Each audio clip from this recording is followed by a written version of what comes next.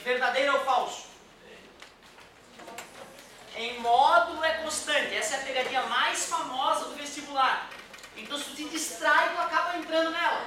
Velocidade é uma grandeza vetorial. O vetor está toda hora mudando de posição. Logo, o movimento circular uniforme é um movimento acelerado. Só que essa aceleração tem um nome específico, já que ela aponta para o centro. Aceleração? Obrigado. Centrípeta, cuja dedução eu mostrei para vocês na próxima aula, por isso vou me sentir à vontade de usar essa equação sempre que necessário. Comentei também que a velocidade é tangencial a qualquer ponto da trajetória e, portanto, já que a aceleração é centrípeta e a velocidade é tangencial, elas sempre fazem 90 graus uma para a outra. Não custa falar, pessoal, que qualquer movimento curvilíneo, a ideia de a velocidade ser tangencial continua valendo, tá? O cara que está naquele momento, naquela momento da trajetória, a velocidade dele é essa. Nesse momento da trajetória, a velocidade dele é tangente, ó, ela passa aqui, ó. Então a velocidade ela é tangente à trajetória, mesmo para movimentos não circulares, para movimentos curvilíneos de maneira geral. Qualquer movimento a gente pode dizer que a velocidade é tangente à trajetória. Falei para vocês que período é quanto tempo demora para completar uma volta. E frequência, o número de voltas que foram efetuadas em uma unidade de tempo. Eu lembro que como eu demorei a digerir essa fala, uma unidade de tempo, eu perguntava, professor, como assim uma unidade de tempo? Ele falava 1 segundo, Otávio, 1 minuto, 1 hora, 1 ano. E eu não digeria. Eu mesmo assim eu ficava boiando. Hein? Tu vê, né, cara, como eu tinha problema realmente uma certa fase da minha vida. Então, frequência é o número de voltas que executem uma unidade de tempo. Que unidade de tempo é essa? Tu que escolhe. Se tu fores obedecer o sistema internacional, tu vai usar 1 segundo. E aí a unidade, como é que é mesmo a unidade de frequência? Hertz, né? Vimos na última aula, Hertz. Quando eu falo lá então 20 Hertz, o que significa? 20 voltas por segundo. 20 rotações por segundo. Tá? Então tu pode ver no vestibular RPS, rotações por segundo, VPS, voltas por segundo, ou Hertz, que é mais elegante. Tá, professor, então a minha rádio que eu escuto, que é 100 MHz, o que significa? Sim, que a onda eletromagnética está oscilando 100 milhões de vezes por segundo. É isso mesmo, 100 milhões de vezes por segundo. Na verdade, período e frequência é uma coisa que a gente usa no nosso dia a dia. Que período tu ficou fora do país? Ah, eu fiquei fora do país 1 mês. Tu responde um tempo quando alguém te pergunta um período. Ah, que período vocês ficaram na balada? Ah, nós ficamos 4 horas na balada. E tu responde um tempo, que é o tempo que durou aquele fenômeno. Então tu vê, no dia a dia a palavra período é a mesma ideia do período do movimento circular uniforme. Perdão. Quando te pergunto, com que frequência tu estuda? Ah, eu estudo 6 vezes por semana, 6 dias por semana. Tu responde isso também, quantas vezes a coisa aconteceu. Ah, quantas vezes tu vai pra balada? Ah, eu vou pra balada 1 vez por semana, certo? Que frequência tu viaja? Ah, eu viajo 2 vezes por ano, pelo menos. Certo? Então tu vê, a palavra período e frequência são as mesmas usadas no dia a dia, certo? A gente vai usar o tesão para período e F para frequência. E no vestibular tu só ganha que um é o inverso do outro. Tu não ganha nenhuma fórmula para calcular período e frequência. Eu recomendei para vocês a regra de 3. Ter consciência do que é cada um deles, faz uma regrinha de 3 e fechou. Então vamos lá. Agora vamos avançar um pouquinho.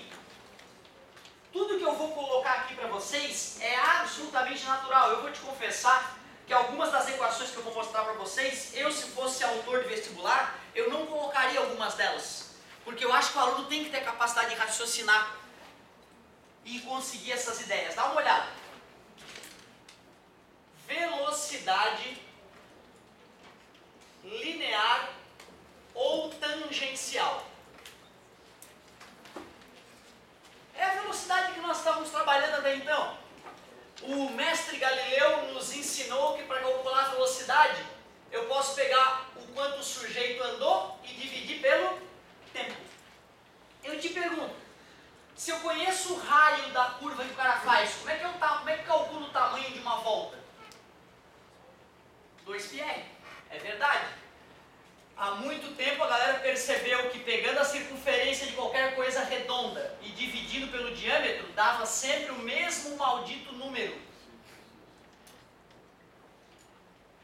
a galera já tinha a noção de que a circunferência era algo divino e perfeito, porque tudo que está no céu tem a ver com os deuses, e como a lua é redonda e mora no céu, como o céu é redondo e mora no céu, e na natureza não tem nada perfeitamente redondo na terra, então a galera, pô, o que é redondo é divino, né? Algo redondo era símbolo de sagrado. Depois os matemáticos mostram que as coisas redondas têm um número mágico em volta delas, né? Pega uma bolinha de gude perfeita, pega a circunferência e divide pelo diâmetro, dá o π.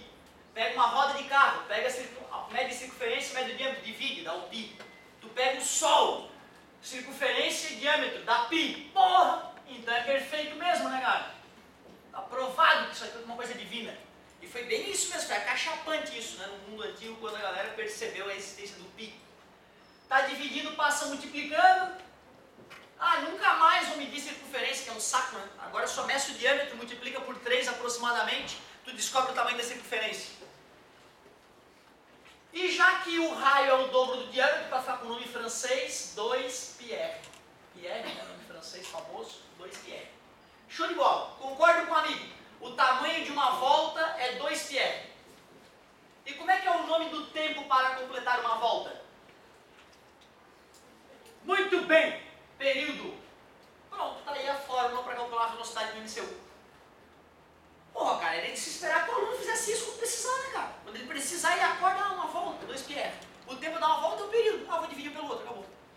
Mas tu vê, né, tem vestibular que traz essa fórmula pronta para o aluno. Parece que dá a sensação assim, ah, já que vocês não conseguem pensar, pega. Ah, para, né, bicho? Pelo amor de Deus, é uma volta e o tempo é dar uma volta, é distância sobre tempo. Olha que ideia lógica é essa. Ah, mas espera aí, cara, sabe quando eu vou dividir por um número, por exemplo, por 0,5, 8 dividido por 0,5, eu nunca faço isso. Eu sempre penso que 0,5 é 1 sobre 2, e em vez de dividir por meio, eu acabo multiplicando por 2, fica bem mais gostoso, né? Concorda comigo? Dividir por 0,5 é o mesmo que multiplicar por 2, porque 2 é o inverso de 0,5. Dividir por 0,25 é o mesmo que multiplicar por 4. Tudo bem para vocês? Logo, já que período e frequência um é o inverso do outro, em vez de dividir pelo período, eu tenho o direito de multiplicar pela frequência. Então, tu vê, ó, essas são as duas fórmulas clássicas para calcular a velocidade linear ou tangencial no movimento circular uniforme. 2πr sobre tesão ou 2πrf. Eventualmente uma vai ser mais confortável, eventualmente a outra será mais confortável. É bacana a gente ter as duas de prontidão na nossa mente. Porém, pessoal, nem sempre é agradável medir a velocidade dos objetos linearmente ou tangencialmente. Às vezes é mais prático a gente medir a velocidade do objeto angularmente. Deixa eu te demonstrar isso. Velocidade angular. A ideia é exatamente a mesma da velocidade tangencial ou linear, só que em vez de fazer distância sobre tempo, eu vou fazer ângulo dividido pelo tempo. Como assim ângulo, professor? Ângulo, quer ver? Deixa eu fazer um exemplo para ti. Imagina que tem essa bolinha andando no movimento circular uniforme. Eu vou dizer que isso aqui é o ângulo zero e vou dizer que a bolinha partiu do ângulo de 30 graus. Ela estava no ângulo de 30 graus. Isso no tempo de 5 segundos. E aí eu fiquei observando a bolinha se mexer, ela se mexia lentamente. De repente eu já percebo que ela está na posição de 180 graus. Isso no tempo de 8 segundos. E aí eu quero saber que ângulo que essa bolinha está se mexendo com o passar do tempo. Eu posso simplesmente lembrar que variação é final menos inicial, ângulo final menos ângulo inicial, tempo final menos tempo inicial, ângulo final 180 graus, ângulo inicial 30 graus, tempo final 8 segundos, tempo inicial 5 segundos. Então ficamos com 150 graus dividido por 3 segundos, velocidade angular 50 graus por segundo. Então tu vê, não tem grandes distinções, né? Claro que como nós estamos acostumados a medir velocidade linear ou tangencial em nossas vidas, quando aparece a ideia de velocidade angular pode dar um desconforto, ficar, pô, que chato. Mas é questão de se acostumar. Velocidade angular. Do até mesmo que surgiu a ideia de grau. Quem foi o babaca que inventou um grau? Sabe como é que surgiu o grau? A galera pensar no calendário, pensar nas estações do ano, o pessoal antigamente pensava, ó cara, o ano tem mais ou menos 360 dias. A precisão, né, de 365 dias é algo um pouco mais moderno. Mas são uns 360 dias. Pô, então peraí, cara, acho que eu vou pegar uma circunferência e vou dividir em 360 partes. Então chegou um cara e, professor, por que é 360 e não um outro número? Porque 360, além de lembrar o número de dias de um ano, é um número com vários divisores, né? O 360 é divisível por 2, por 3, por 4, por 5, por 6, por 8, por 10, por 12, por 15. E números que têm vários divisores, quando tu vai fazer uma divisão, dá menos chance da divisão dar com vírgula, né? Concorda comigo? Toda a vida que a gente bota aquela bolinha de grau em alguma coisa na matemática, é que alguém deu um chute. E nesse caso, um babaca chutou uma volta em 360 graus. E hoje a gente adorou essa ideia e usa. Então a guria toca criança, tu fala pra ele 180 graus, a gurizada sabe que é meia volta. Mas na física ele não gosta de trabalhar com coisas que vêm de chute. Tipo graus Celsius, né? Graus Fahrenheit, tudo chute da cabeça dos caras. A gente não gosta, a gente prefere Kelvin. Kelvin é um cara que não chutou, ele mediu qual era a menor temperatura que existia, né? E chamou aquilo de zero. Por isso que a unidade Kelvin não tem a bolinha de grau, porque não é chute. O legal a partir de hoje é a gente, quando possível, não usar graus para medir a posição angular, usar radianos. Então vamos relembrar de onde é que vem a ideia de radiano, que é a maneira matematicamente ninja de medir ângulo. Vou falar um pouco sozinho? Então olha só, galerinha. Já que, só para, não sei se tu conhece a unidade de grados, já ouviram falar na unidade de grados? Eu já vi vestibular o cara cobrar grado, tá? Grado, uma volta tem 400 grados. Então um outro babaca falou, né, 360 é coisa de fresco, eu gosto de 400. E dividiu uma volta em 400 partes. Nasceu a ideia de grado. Beleza? Então meia volta em grado, 200 grados, fica bonito, ó. Um quarto de volta, 100 grados. Beleza? E aí dá para usar a mesma coisa, tudo que tu conhece de graus, tu pode usar agora com grado, sabendo que uma volta tem 400 graus. E se tu quiser usar a tua unidade de medida, tu pode pegar a tua idade hoje, vou dizer que uma volta tem 20. E bota teu nome, 20 João, pronto. Unidade de grau João, acabou. Certo? Tu pode usar isso, vai funcionar tudo igual. Tudo vai funcionar com a tua unidade de ângulo, que tu inventou, olha que bonito. Porém, os matemáticos não estavam satisfeitos com esses chutes e estavam pensando uma maneira diferente de medir ângulo. E olha a sacada dos caras.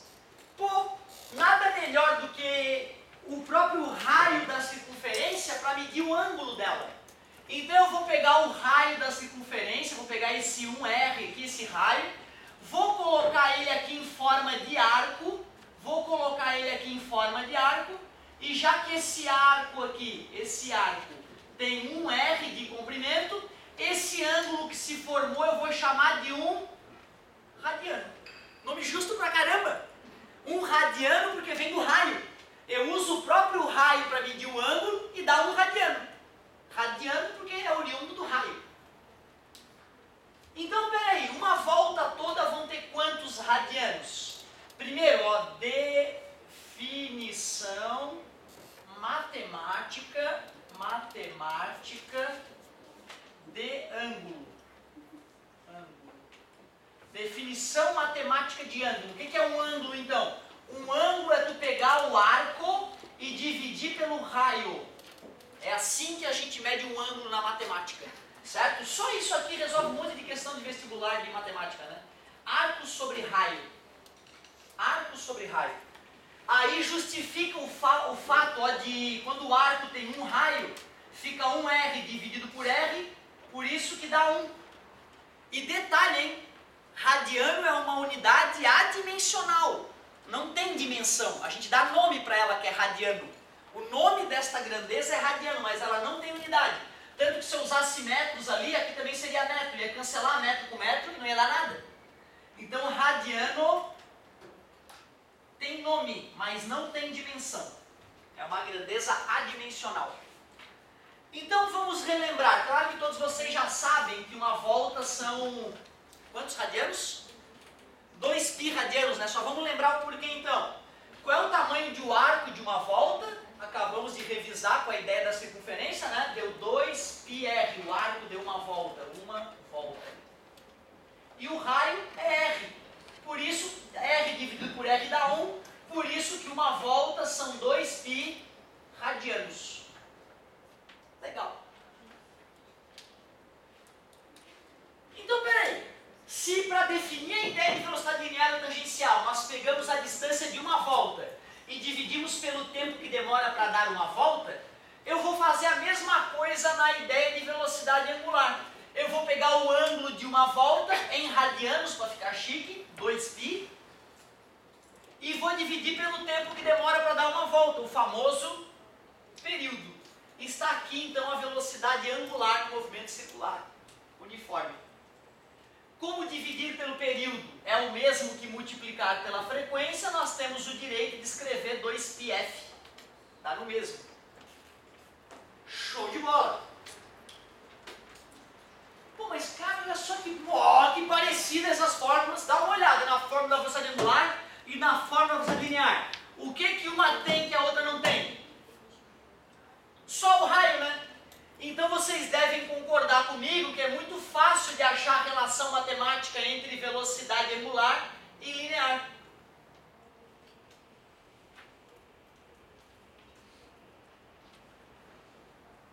Velocidade angular e linear, a relação entre elas.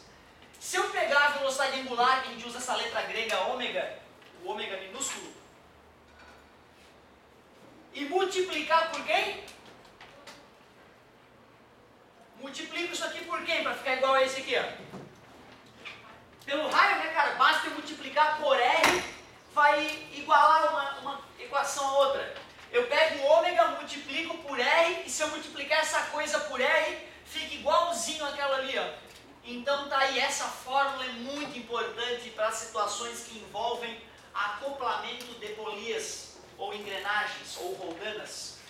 V igual a ômega vezes R. Assim, se eu tiver velocidade angular linear e tiver o raio, eu acho angular. Ou se eu tiver angular e o raio, eu acho linear. Então, muito importante essa relação aqui. E seria legal de perceber como essas relações foram facilmente obtidas, né? Só conhecendo o tamanho de uma circunferência, 2πr, e conhecendo a ideia de período e frequência. Nós não fizemos nada de muito avançado até agora. Continuação natural seria eu te mostrar acoplamento de polias para a gente poder aplicar em algumas questões.